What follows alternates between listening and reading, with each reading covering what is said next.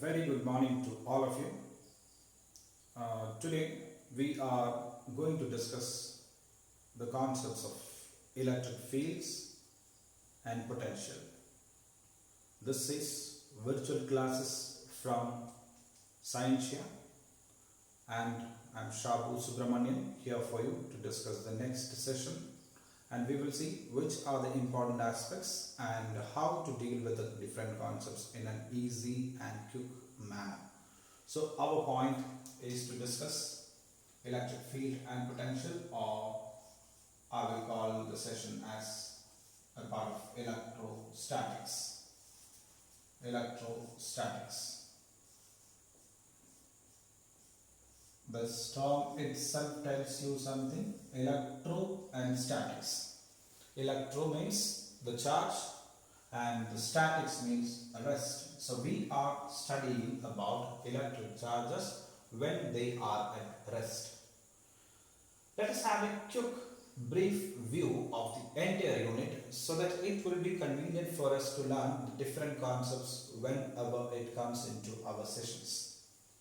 I would like to give you a table as I used to with any units of physics in order to make the concept simple and easy to understand.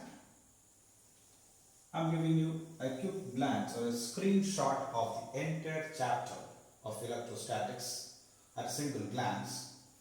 This is the table, or this is a screen which gives you the entire scenario of the unit. I would like to divide this one into 4 parts. One is force,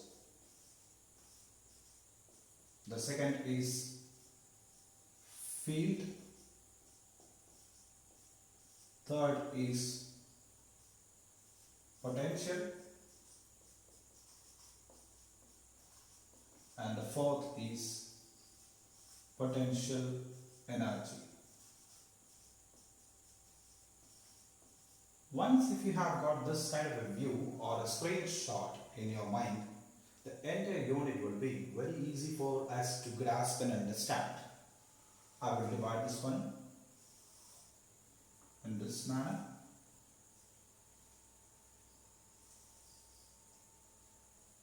And of the central column, I'll give you the central parameter of the chapter, that is electric charge, which is represented in general with this is the symbol of electric charge, Q. I'll give you the force F, field is represented by E, potential is represented by V, and potential energy is represented by U. So all these 4 parameters we learn in detail, then the unit is over. That is our simple aspect about the chapter. So all these parameters are connected through this quantity. How they are connected and what is the relation? This is what you are studying in this unit. So if you connect F and E with Q, this becomes QE. This is one of the equations which you need to learn in order to understand the concept of electric force. Second is field, which is F divided by Q. So how we can define field? Field is nothing but it is a force per unit charge. We will learn that one in detail when we are entering into the field concept.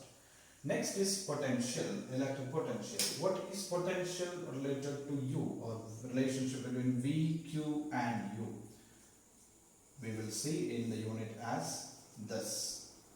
That is electrostatic potential is connected with the electric potential energy as potential energy divided with charge, which is giving you electric potential.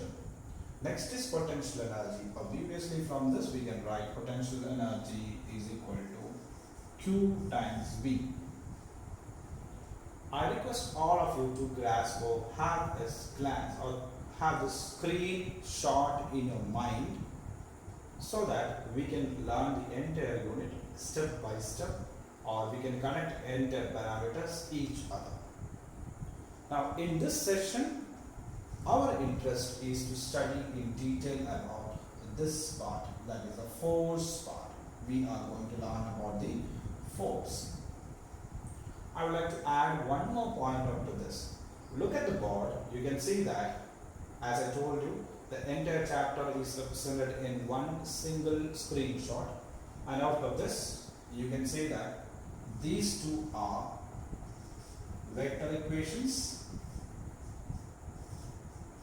as force is a vector quantity and field is also another vector quantity.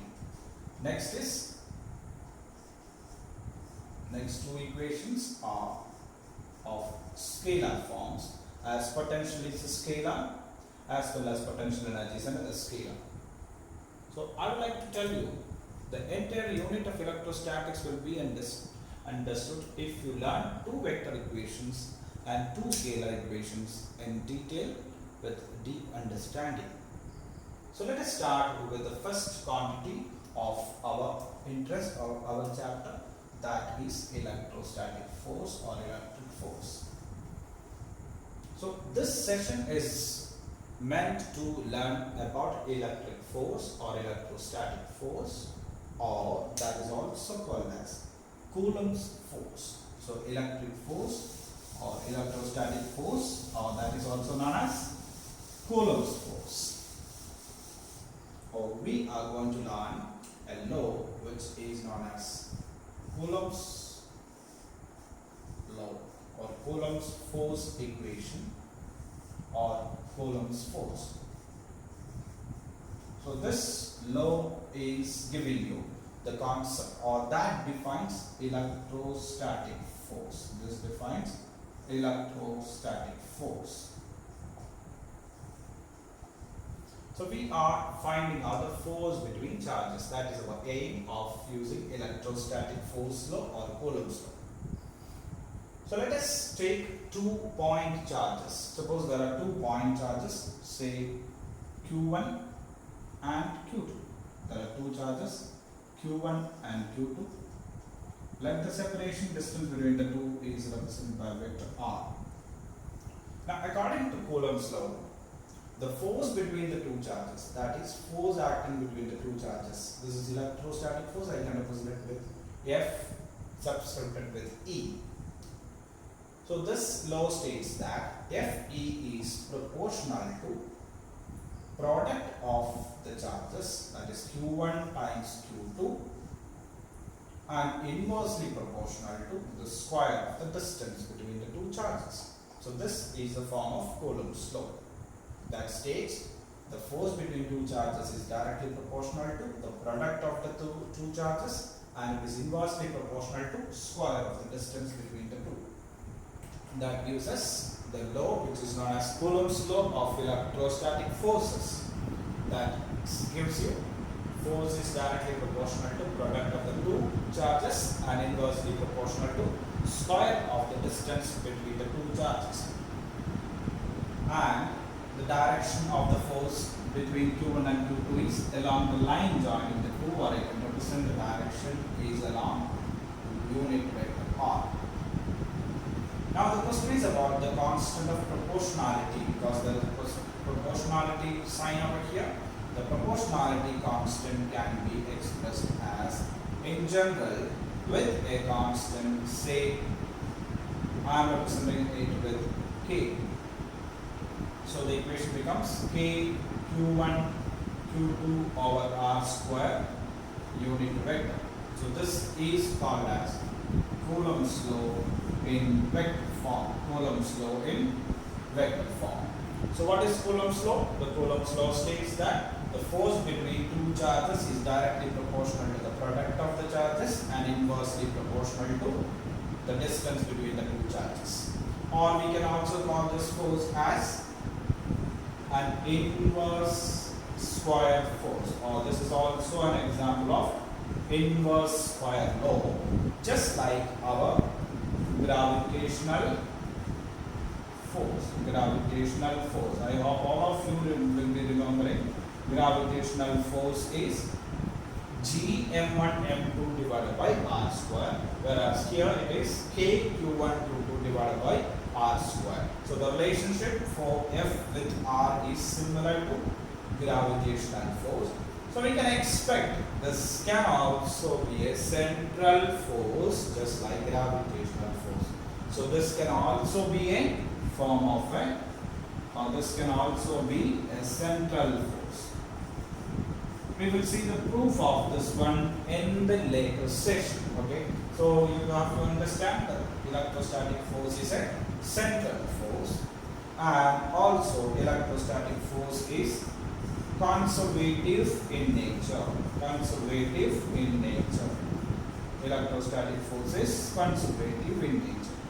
What is conservative force?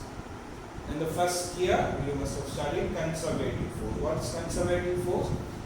A field in which the total energy is constant is known as conservative force field. Or simply we can say, if a force can be expressed as negative gradient of the potential energy, that is called as conservative force. In that, we will be getting what? The total energy. That means kinetic energy plus potential energy remains a constant. Kinetic energy plus potential energy remains a constant. Or we can also say that the work done in this field is independent of the path. Independent of the path. Or it depends only on the end points. So the work done depends only on the end points. So we have got the characteristics of the force also. So what is Coulomb's law or electrostatic force law? Coulomb's law states that the force between charges is directly proportional to the product of the charges and inversely proportional to the square of the distance between the two. And the force is directed between the line joining the two charges, directed along the line joining the two charges. And the proportionality constant I have expressed in general as equal to K. This is an inverse square force, just like gravitational force. So this is a central force. So Coulomb's law is a central force. Gravitational force is another central force. And Coulomb's law also is conservative in character. That means it can be expressed as negative gradient of the potential energy. Negative gradient of the potential energy. And the conservative force has got the characteristics as the total energy remains constant and the work done is independent of the path taken, or the work done depends only on the end points. All these details and the proofs we will see in discussion of properties of the forces. Now we are going to elaborate the mathematical form in different system of units. Different system of units. Or we are going to study about the proportionality constant. Constant of proportionality. So we have got the Coulomb's law in this form. I'm just wiping this one off.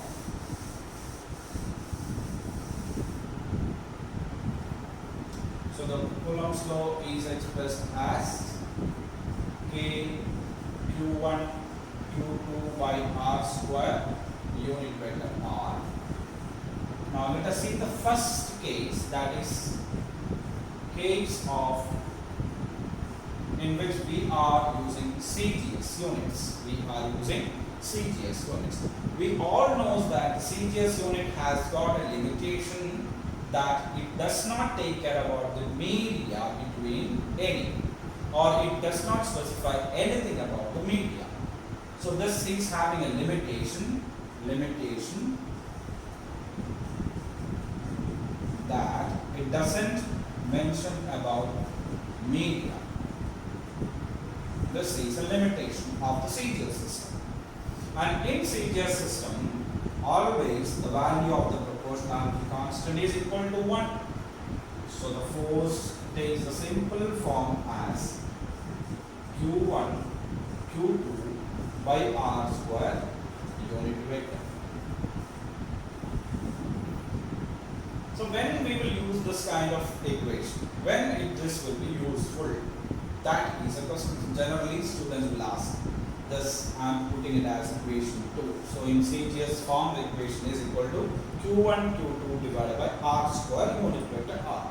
But this also will be useful to you when you are doing certain kind of question. Suppose you are doing a question like comparison of two situations. Comparison of two situations. What is meant by comparison of two situations? Suppose there is a question which is given like there are two charges, say Q1 and Q2, placed at a distance R. Initially they are placed at a distance R and they are interacting with a force of say 10 units. So this is the situation 1. So in the question what is mentioned? In the situation 1, two charges are separated by a distance R and they interact with a force of 10 units. Now the question is, suppose the two charges are doubled. Both the charges values got doubled. The magnitude of the charges got doubled. And distance between them is half. What is the new force? That can be one question. So suppose situation 2 is situation 2. What happens? Q1 becomes Q1 dash, which is equal to 2Q1.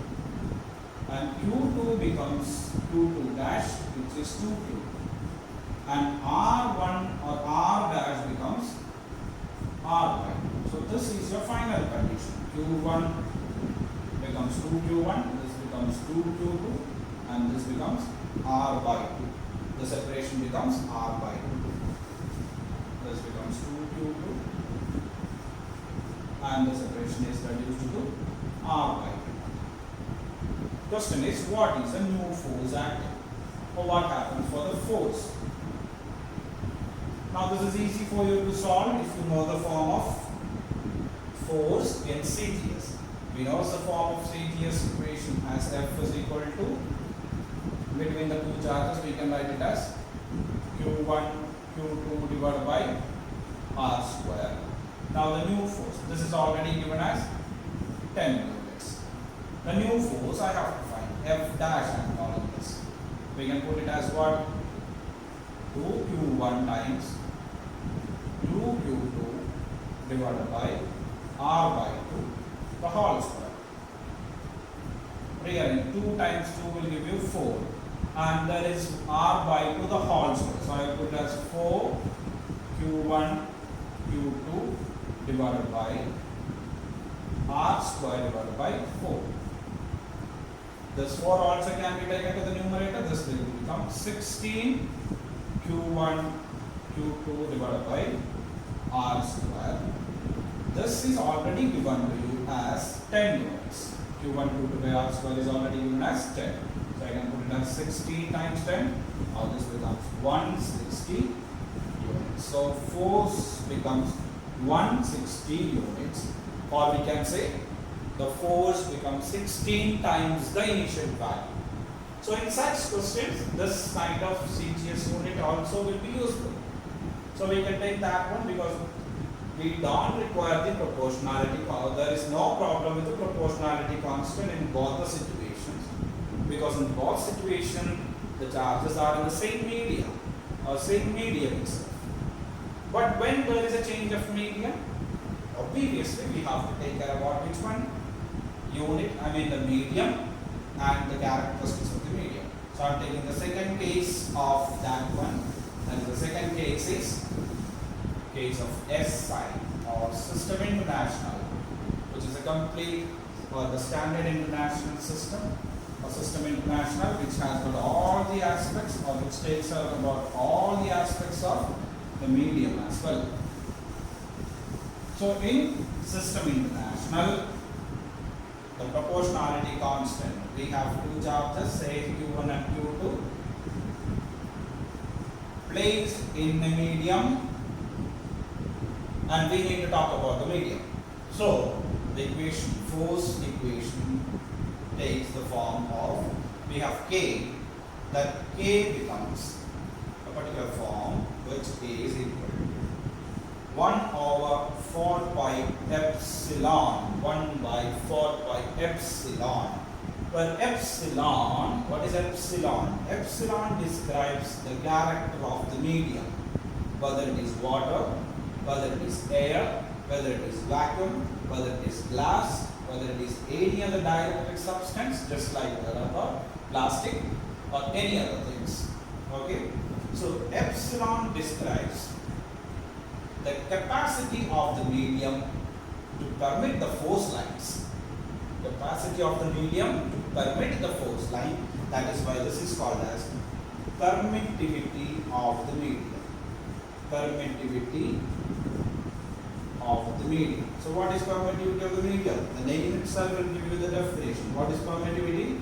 This is the capacity of the medium to permit the force line to pass through. So we can obviously think vacuum will have maximum permittivity. The next one, air will have lesser value, water can have less value, glass can have next value, because for different media the thickness is different, density is different, characters are different, so permittivity also will be different. So our force equation becomes this form: F is equal to 1 by 4 pi epsilon Q1 Q2 by R square, unit vector R. I am calling this one as, say, equation 1 for any medium, or any general medium. So if you have got different media, this is very common. Just like in the case of density, we have selected the basic medium water. So here I am taking the basic medium as vacuum, or the simplest medium as vacuum. Suppose the charges are placed in vacuum, Q1, Q2 are placed in vacuum, then the permittivity is expressed with epsilon 0. The value of epsilon 0 is 8.854 times 10 to the power minus 12. You need to find out the unit of that one. How to find out the unit of epsilon? Take epsilon to this side, F to the other side. You will get 1 by F Q1 Q2 by R square. So Q1 Q2 will give you the unit of Coulomb square, and there is F in the denominator, that will be Newton, and R square also is there in the denominator, so Newton meter square. Substituting this value onto this constant, K in vacuum becomes 1 by 4 pi epsilon 0, and that value is very easy for us to remember because it has got 2 nines, 9 into 10 to the power 9, 9 into 10 to the power 9. What will be the unit? Newton meter square per Coulomb square.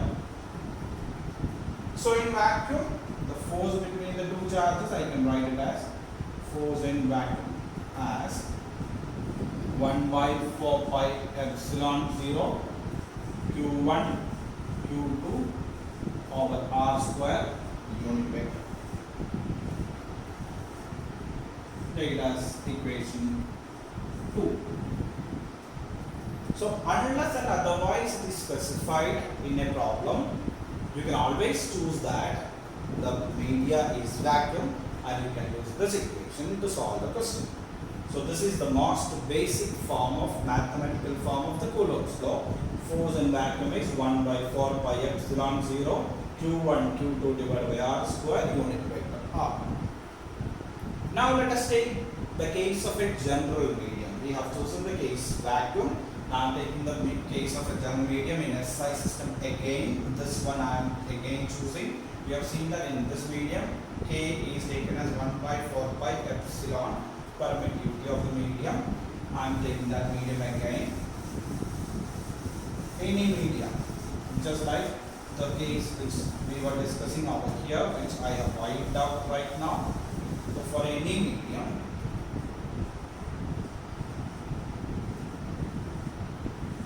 this is, let us take it as a dielectric medium. Dielectric medium. What is a dielectric? You will learn in later in this unit. I will tell you examples of dielectrics. We can choose glass, water, all are examples of dielectrics. Now, let's say epsilon is the permittivity. Epsilon is the permittivity. Now, I would like to remind about density concept. When you have taken the density of water, to compare any other medium, you divided the density of the medium with water's density. So here also I can do the same thing. If I divide the permittivity of the medium with permittivity of vacuum, this is a ratio. This is a ratio. Or we will call this one as relative value. This is the relative value. There it was relative density. Now this is relative permittivity. Or this is also called as relative permittivity expressed with epsilon r. This is also called as dielectric constant. This is also called as what? Dielectric constant. So what is dielectric constant? It is the ratio of permittivity of the medium with the permittivity of vacuum. Dielectric constant is permittivity of medium divided by permittivity of vacuum. Obviously, the ratio doesn't have any unit. This doesn't have any unit. So dielectric constant does not have any unit, just like any ratios. If I substitute this one for epsilon, so what is epsilon from this? I can write epsilon is equal to k into epsilon 0. Permittivity of the medium is equal to dielectric constant multiplied by permittivity of vacuum. So our equation in medium becomes 1 by, this was our initial equation, 1 by 4 pi epsilon q1 q2 divided by r square. If you remember, this was our first equation. Substitute for epsilon, the value of k epsilon 0. Force of in medium becomes 1 by k times 4 pi epsilon naught q1 q2 by r square. So force in medium become 1 by dielectric constant 4 pi epsilon 0 q1 q2 divided by r square. I am rewriting. So 1 by 4 pi epsilon 0 q1 q2 by r square. What is this? 1 by 4 pi epsilon 0 q1 q2 by r square is nothing but that is force in vacuum. So force in medium can be written as force in vacuum divided by dielectric constant. Force in medium can be written as force in vacuum divided by dielectric constant. So we have got one aspect which is force in medium is equal to force in vacuum divided by dielectric constant. Or so you can see the difference of the two equations. One is force in vacuum and this is force in any medium with the dielectric constant K. So to find the force in any medium, if you know the force in vacuum, divide with the dielectric constant of the medium, you will get the force. Now I am rearranging this equation again. I will get. So I got Fm is equal to force in medium is equal to force in vacuum divided by dielectric constant. So I can write dielectric constant as, or I can define dielectric constant as K is equal to Fv divided by Fm. Earlier we were having K is equal to epsilon divided by epsilon 0. So we have got two types of definition for dielectric constant. What is dielectric constant? Dielectric constant is the ratio of permittivity of the medium to the permittivity of vacuum. Or this can also be defined as dielectric constant is the ratio of force between the two charges when they are in vacuum to the force between the two charges when they are placed in that particular medium. So we have studied about dielectric constant in detail in terms of forces and in terms of permittivity. This is the ratio of permittivity of medium to the ratio to the permittivity of vacuum, as well as dielectric constant can also be defined as force in vacuum to the force in that particular medium. So this gives the complete ideas about the Coulomb's force, and this helps you to learn the concept of dielectric constant. I will demonstrate one simple example. Suppose there are two charges placed in vacuum. There are two charges Q1 and Q2 placed in vacuum at a distance of R. They interact with the force of say 20 Newton. Now when they move into a medium,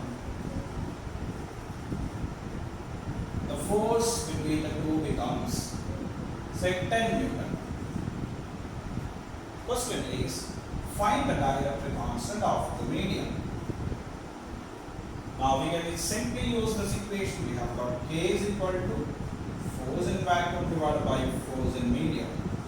Force in vacuum is 20 Newton and force in medium is 10 Newton. Substitute 20 divided by 10 will give you 2. This is the value of dielectric constant. Dielectric constant. That way we can simply solve the questions related to dielectric constant. So that is a simple section on Coulomb's force, which is the first aspect we should learn in thorough in electrostatics, and this is a very easy and as well as we can say it's a most simple aspect of the unit. So that was the first session related to the electrostatic force and field, that is from science.